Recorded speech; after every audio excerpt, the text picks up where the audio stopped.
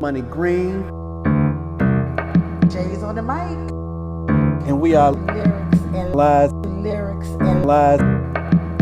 There's so much drama in the world today. Kinda hard being Money Green and Shayz. But somehow, some way, we don't fuss. Despite all this BS with the coronavirus. I tried. What's up, y'all? It's Money Green. CDV 19. Chilling And with Shayz on the mic. and we are Lyrics and Lies. And what's our topic of today, Shayz? The viral man wants to know what's our topic. Gosh. What's our topic? We're going to talk about They Got Us. They got us. They got us. It's like I'm about to be in a pulpit about to preach the way I said they got us. Go ahead and preach then. No, this is not that kind of moment, but this is a kind of a documentary on Netflix talking about filmmakers and how the filmmakers, how it started. And actually they're talking about Black filmmakers and how it all got started and where it began. And I shared it with Money Green. I thought it was a good, a good documentary. I learned some new things that I didn't even know about.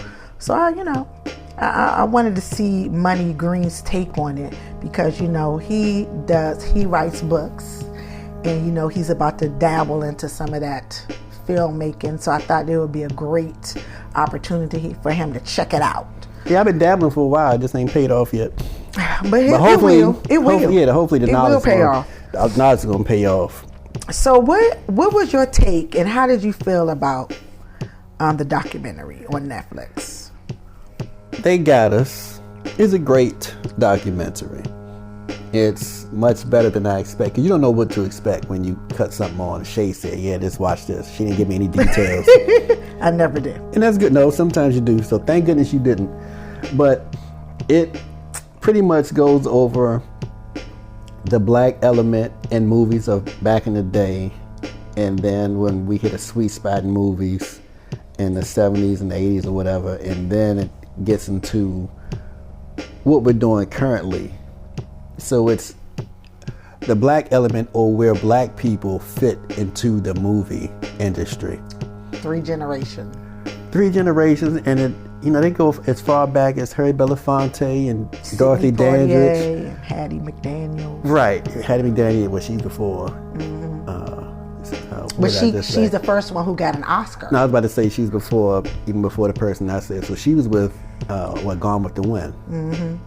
And then you had Harry Belafonte and Dandridge with Better Rose. Then they had Belafonte with the white woman in the movie. Then you had Jim Brown in the movie. Then you had Sidney Poitier slapping a white man for the first time, and how people were shutting down the movie theaters in the South and in certain areas because a Black man touched a white man aggressively and all this kind of stuff. So they start back then, and they eventually get up to the Blaxploitation days, the Black Panther days, the She's Gotta Have It, Robert Townsend days, and they talk with all these people. They talked to the woman who did Eve's Bayou. They talked to Spike Lee, right? They talked to Spike Lee. Spike Lee with She's Gotta Have It. And they talked to the guy who helped with Spike Lee, Ernest Dickerson. He was the one who pretty much did a big part of when Spike Lee did Malcolm X. Right, and I'm not gonna say he's a glue, but he was a common denominator because he helped Spike, and then he also helped some other people, and then he started doing The Zone. So it's like he connected some of these movies because he did Juice after helping Spike with She's Gotta Have It, and I believe he also helped with School Days, I believe. And maybe Do the Right Thing. I can't recall at the top of my head. But then he helped with Juice. So you got this long lineage of filmmakers who helped one another and then branched off, and then other people were helping him when he branched off, and then her, and it's real nice how the documentary and then it did hit into John Singleton and his movies, and right. And then it talked to certain people in the movies like Cuba Gooding Jr. And yeah, stop right there, please. I hate to cut you off, but I deserve the right to cut anybody off. Oh gosh, because he got all these views. No, not because I had the views, because you don't have the rider from my views, and I want my respect. I want my chocolate. You just brought that to me today, so don't expect all that. I want my Slurpee. Right, as a matter of fact, I think if I get another 1 million views, I think it needs to be a Slurpee machine in your house. But I'm trying to figure out so when I walk how does because you have a show called Marlon Green's World, which is your own production. It's not Marlon Green's World. What does that have to do with Lyrics and Lies? First of all, you get that name straight. It's not Marlon Green's World. National World, worldwide. This is not Wayne's World. Worldwide, my bad. This is Marlon Green Worldwide. Those who don't know, Money Green's real name is Marlon Green. And I'm worldwide now. And I want my Slurpee. I want my rider. I'm trying to figure out why Worldwide is not giving you your Slurpee and your chocolate, since that's where you're getting all the views from. Because Lyrics and Lies hasn't gotten on that platform yet. Because if I go to Marlon Green Worldwide asking for these things in a rider, I'll be talking to myself. Bingo! And I don't like talking to myself. I'm not Christopher Williams. I don't talk to myself. Normally, there's people for me to talk to, so I don't have to talk to myself. I don't have to ask myself why I do what I do. Put it in a book. Anyway. Write it to yourself. And that big butt honey better be here next time, walking around feeding me stuff. But I'm gonna tell you what's interesting. Watching this documentary, which came out about 1.5 years ago, they talk about Bill Cosby in such a good way. I believe they mentioned Bill Cosby, but Cuba Gooding Jr. is being interviewed. And Jesse Williams also is being interviewed in here. And just 1.5 years later, I would say a year later, because this was 1.5 years ago, so I would say maybe 6 months after this came out. If you were to watch this in 2019, in February of 2019, your views on those 3 people would be totally different. Or they would be negatively influenced because Bill Cosby isn't seen in a good light anymore. Jesse Williams is seen in a very bad light. And you talking about Jesse Smollett? No, Jesse Williams. I went to Jesse Williams and Jesse Smollett. Remember, Jesse Williams went through the divorce. And then he ended up with a white woman. So he divorced a black woman and got with the white woman. The black woman said he hasn't seen his kids. And all that can be a bunch of BS. But you know, when people break up in relationships, there's often some you haven't seen the kids, but sometimes the parent can make it rough or difficult to see the kid. And not even putting to the side that the artist is already traveling back and forth to LA or wherever he's filming or she is filming. So, but I'm just saying that's a negative mark on him. Not as bad as Jesse Smollett's and not as bad as Bill Cosby.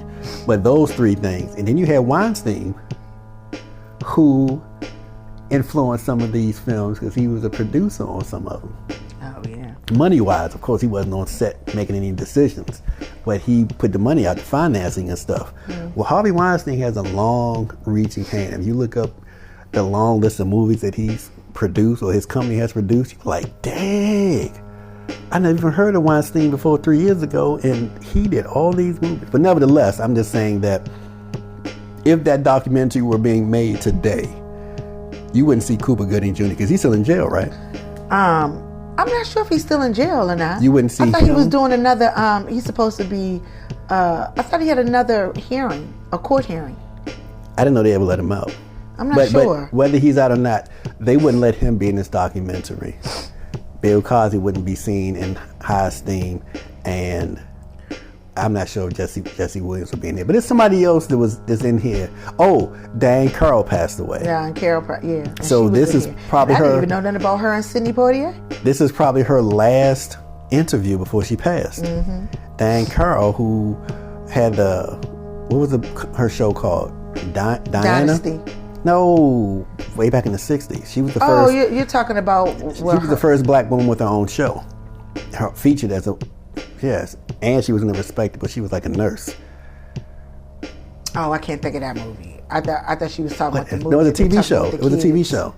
You're talking about Claudine. I was getting to that. Yeah. But before Claudine, she had her own TV show, and that was the first of its kind. Yeah. Then you had Claudine. Then you had her in Dynasty. Miss Devereaux. That was her name, right? Mm-hmm. That's the last name. Yes. She was Billy D. Williams' love interest. She was also in... She in Eve's Bayou? Diane Carroll was just... She was just the bomb. She was just the bomb. And so she's in here, and there's somebody else I believe that's in here that passed away. But I'm John Singleton. He was in here. That's right. Because they talked about his movies. They talked to Cuba Gooding and they talked to Lawrence Fishburne about the movie and how that movie came about. And they touched on the Matrix. They touched on the Matrix, which I was happy that Lawrence Fishburne talked about how he always wanted to be in some kind of sci-fi movie, and he got to do it in Matrix, which Matrix 4 is coming out. But you know, the Matrix was not for him and Keanu Reeves. It was supposed to be the black guy who did Wild Wild West. Will Smith? Will Smith was supposed to be Neo. And Lawrence Fishburne's character was going to be played by Val Kilmer. I'm glad they didn't do that. I can actually see that. I think they picked the right people. I think Lawrence Fishburne was... No, they didn't pick the right people. Will Smith declined them because he was getting a big check from this movie called The Wild Wild West. I get what you're saying. Will F this up, and he said that's his biggest regret when it comes to filming.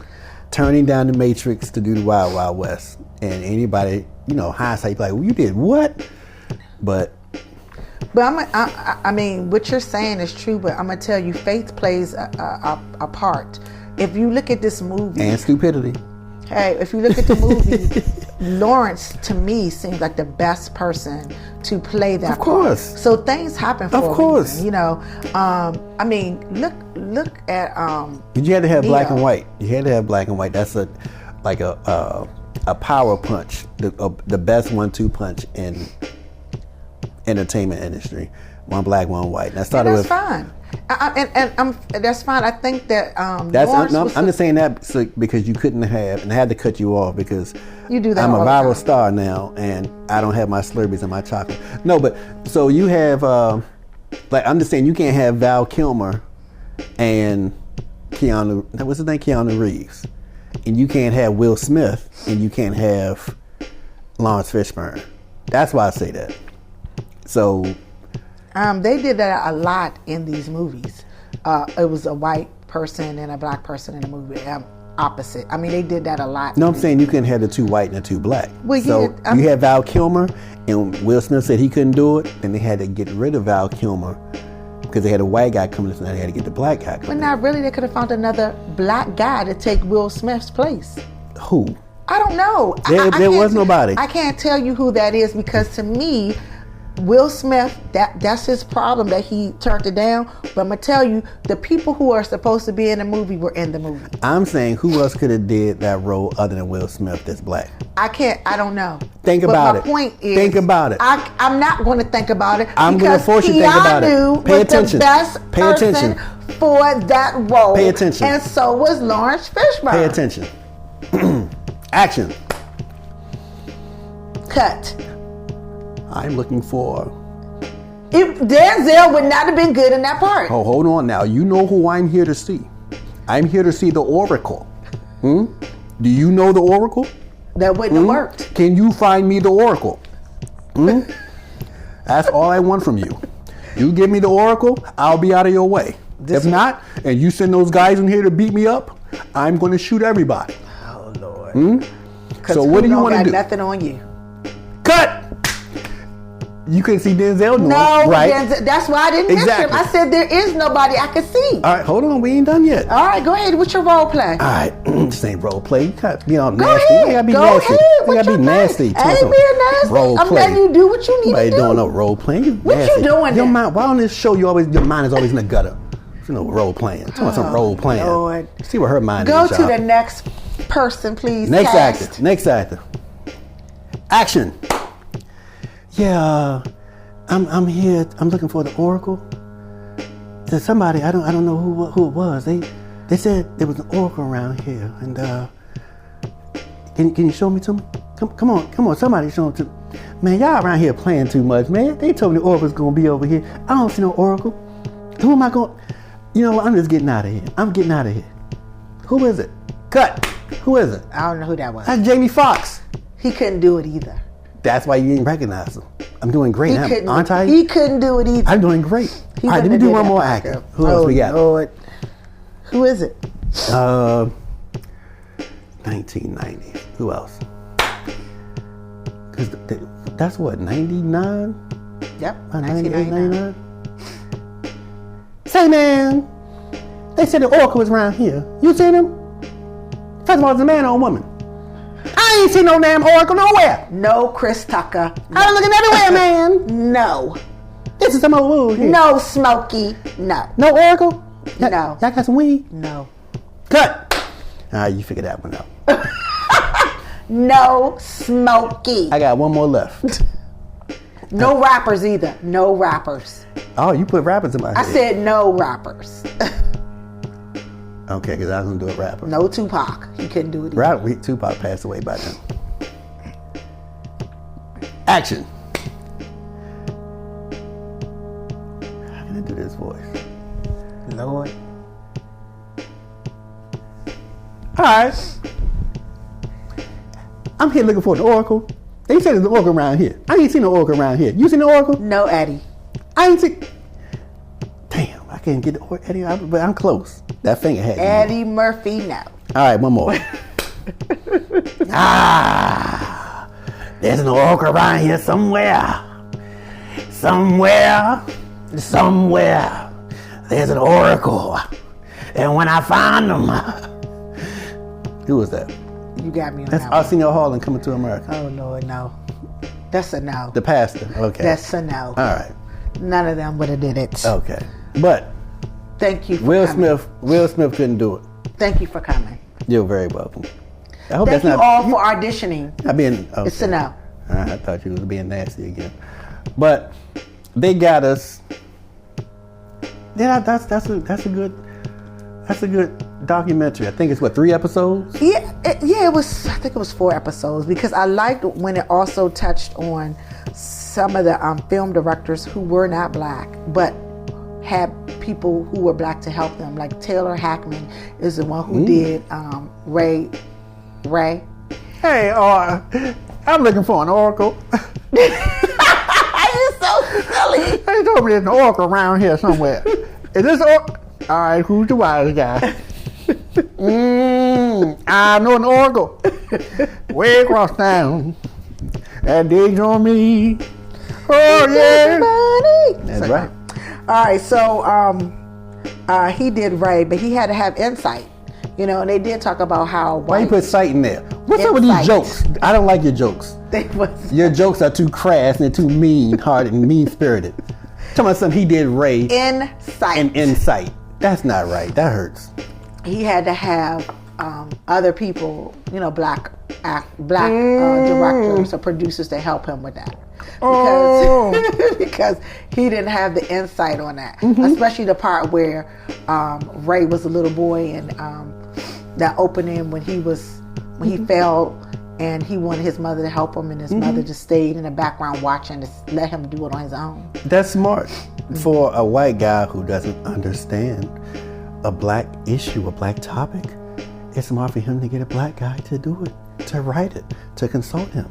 Right. Just like it's smart and some of them didn't do that. Smart for a man, black or white, to consult a woman when they want to figure out what a woman would do when they're unsure. That's true. Makes perfect sense. So, I mean, it's a lot of information that I found out. I did not know that Robert Townsend directed Raw. I did not know that. That's the opening scene in the movie. Yeah, but I didn't. I mean, I must, because I was just all into couldn't wait to see Eddie Murphy. I didn't even see that. Well, a lot of people, it's in bold too. Him and Keenan Ivory Wayans. But it's one thing about that is a lot of people say that Keenan wrote Raw and Robert Townsend helped him write Raw. But people forget that there's a skit in the beginning. Remember the little kids? That's where they come in and help, where Keenan comes in and helps direct and write and all that kind of stuff. But for the actual concert, Eddie wrote the stand-up. Robert Townsend operated the cameras. But so that's why he get directing the credit. Right. But what made me laugh is when they had to figure out how to rate it. and it was going back and forth of, well, I'll take 2 MFs for 3, whatever. You know, the words, because you can't use so many words in a production because it has to be rated a certain, either rated X. So keep going back. So keep going. Go back and then come forward. Because the rating was going to be X. X. And you can't have an a X. concert with an X rating, which means nobody under 18 could view it. Right. So it had to be rated R. And it makes it seem like it's super vulgar and it's sexual, because X is normally associated with sex. Porn. Right. Stuff. So they had to negotiate. Yeah. So it was cute the way Robert put it. Right. The industry, he said literally, and I heard that before, but the industry came in and said, you cannot have this much cursing. You got 80 bitches, you got 47 MFers, and you got 22 Fs. And you need to bring these numbers down. Right. So they started bargaining. So like you said. That was so funny how they were saying, all right, well, we'll get rid of 4 MFs if you let us keep the Fs. Right, and stuff like that. The FU man.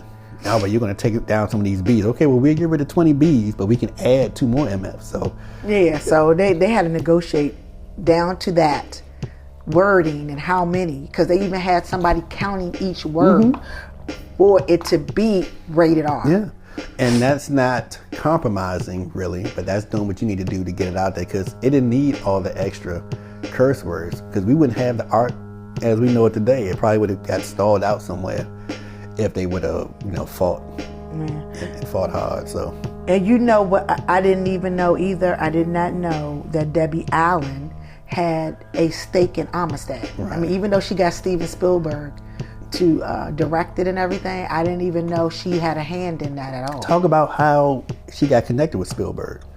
First of all, Debbie Allen is a big time woman, so she could easily get connected with him. But how did he connect with her on this movie? That's what's interesting. Are you talking about how they met in this, because both of their kids went to the same school? Well, they already knew each other from that. No, but before that they crossed paths, so that was no big deal. But their daughters knowing each other, however, she was introduced to the Amistad somewhere. And it turns out when she presented it, she wanted to present it. I believe the girls were studying it or somebody else was studying it. And those two ships met. And that's how they, well, you got to watch it. It'll make more sense. That's how they got together. And she really put it together for him, because he wanted her to like, okay, how are we going to do this? Right. And she had answered all the questions that he had to make this movie. That's preparation. Flourish. And Debbie Allen's a bomb. Yeah, Debbie Allen's been on a lot of things too. She's had her hand on a lot of movies. But this is the unseen hand. And that's what makes this so good. The unseen hand, I really like unseen hands, for real. And so as you look at this documentary, it also talks about our British entertainers, because we have a lot of British entertainers that came up later. Well, they're talking about Us. Yeah, and Us. Get Out. And it's some other movies, not just those two. It's a black woman. But I'm going to tell you what's interesting. Not once. David Oyelowo. When they said British actors, not once did they mention Idris Elba. That was weird to me. And I thought so too, because he's a British actor. He's the first who was out before. Well, not really the first. Probably this new wave. Yeah, but he was the first of the British, other than a lady who plays in New York. No, recently, yes, but there's been British actors for decades. Black British actors? Yes, he's the first recent. Well, could you tell me who they are? I don't know. I'm not okay, up so on we're gonna all the British, we're gonna talk about who we know. The one they talked about earlier in the movie, who's about 80, 90 years old, who was, remember that real old man. But I don't think he was a British actor. He is a British actor. Are you sure? Why isn't he? I don't remember him being. I don't remember who. I think we're talking about the same person. Super old man. But, I thought he was just a regular actor who was in that same frame as Sidney Poitier. But overseas though, he was getting all them accolades overseas. But I don't think he was a British actor. I think he just was He just played in overseas. I don't think he. But I'm gonna go back. He's an American actor that went over to Britain? I think he was. But you might be right. You may be right, because it was a long documentary and it had 4 parts. So I could have missed something. So you could be right. And I'm sure there has to be others over the past 20, 30, 40 years, but they didn't get to such heights as the new. Well, the new breed has. I think Idris had, because even there's a lady. No, he's one of them. I'm saying people before Idris. But there's another lady that wasn't mentioned, and she was in a couple of movies, and she actually was in a show on TV, and everybody probably didn't know she was British because in this show she had to have a New York accent.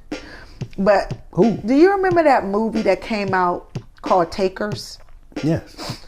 Okay, remember Idris Elba had a sister in that movie. I gotta look at her picture. She was like I think she was on drugs or something. Yeah, that's. But he was trying to keep her safe.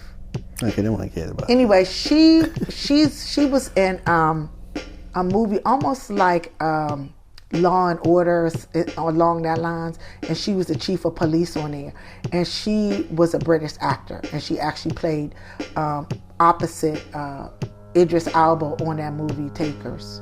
Yeah, but she ain't gonna know anything about her. And she can be the bomb. Marion Jean. What's her name? Marion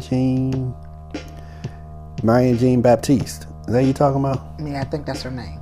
Yeah, She was plays in. a lot of different. You mean what's that TV show about finding lost people? Disappear something. Maybe it's disappearing. I'm not sure. I can't. And- I used to yeah. look at the show. I did too. I can't. And think she of was the name. also on something else. I think she was on The Wire or something. She might have been, but she's a British actor. Yeah, too. they're a lot. She They're a was lot. good.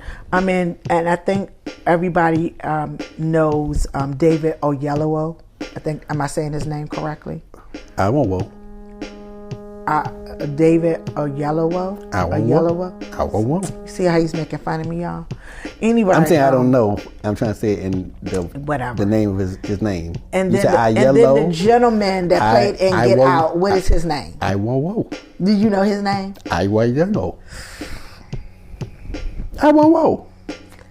Anyway, I thought that was the documentary was wonderful. It went into Without a different- Trace is the name of that show. Without a Trace. Without That's a it. Trace. Yes, The Without name a of the Trace. TV show the young ladies in the Shayz is talking about. Without a Trace. That's it. I used to love that show.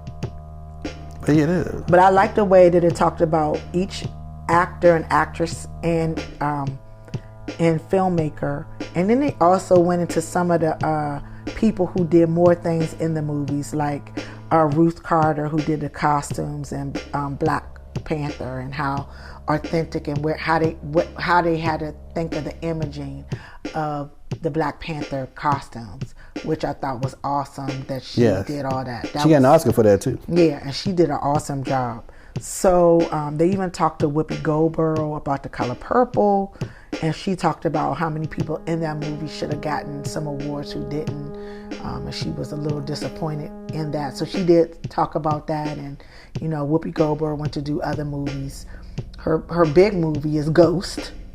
That was one of the biggest movies after The Color Purple that she was in, with Patrick Swayze and Demi Moore.